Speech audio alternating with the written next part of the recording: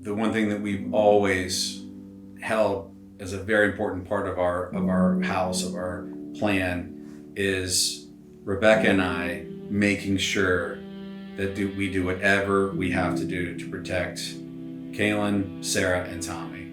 And for me personally, it goes a step further. It's protecting Rebecca. Protecting our family, all of them. If I'm not doing that, nobody else is going to do that. It's very, very important with your children. So assuming that they live long, healthy lives, assuming that, my biggest fear is that they have to go through what I went through when I lost my dad. And I've certainly never made myself a victim. In fact, I've used that moment, and I now help families through what my family had to go through, what my mom went through, what me and my sister and my two brothers went through.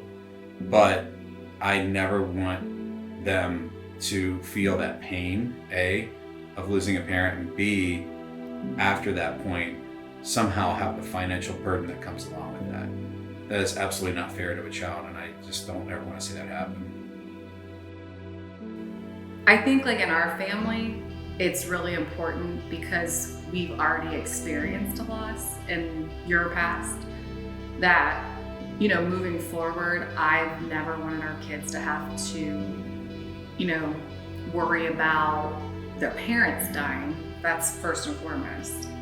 And then if it did happen, it just, as a mom, it gives me such reassurance to know that we are protecting them by leaving, a legacy behind, a financial legacy for them. I don't know, I think that it's something that nobody wants to think about, but when you do, you can, lay your head down at night and sleep just a little bit better knowing, God forbid something did happen, that we're at least prepared for it. The most important thing for me to protect are my children.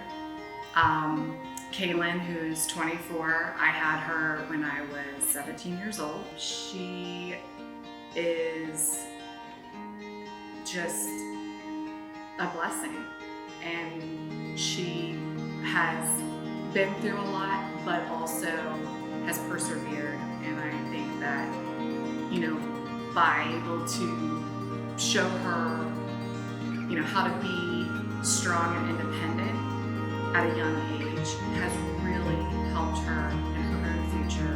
And now she's planning for her future, which is really exciting.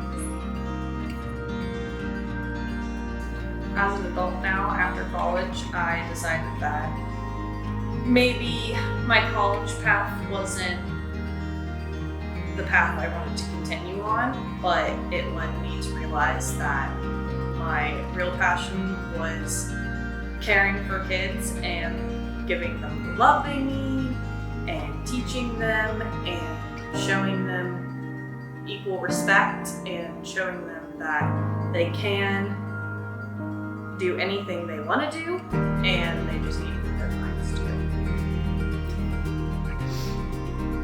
I feel like I show them that you can be goofy and loving and smart and outgoing. You can do literally anything, and it's okay because that's just who you are. But I mean, Charlotte might get embarrassed that I do something goofy, but it's hilarious, and the rest of us are laughing. My second child, Sarah, she is named after my grandmother, who was an amazing human being. She's just larger than life. It is hard to put Sarah into words. It's like she's an experience. She has an energy that fills a room. She's a good team player. And I think that that is so awesome to watch your kid be able to be a team player and not selfish, especially at 15 years old. So I love her love of music and her desire to always be better. And I think that she's never settled. And I'm excited to see where those qualities will take her in life. You're the coffee that I need.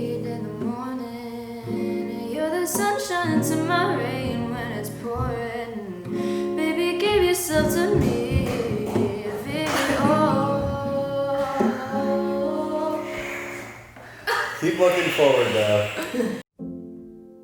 Tommy is almost 14 years old, is almost as tall as me, which is his major accomplishment in life, and wears a size 13 shoe, so I think he's gonna pass me up.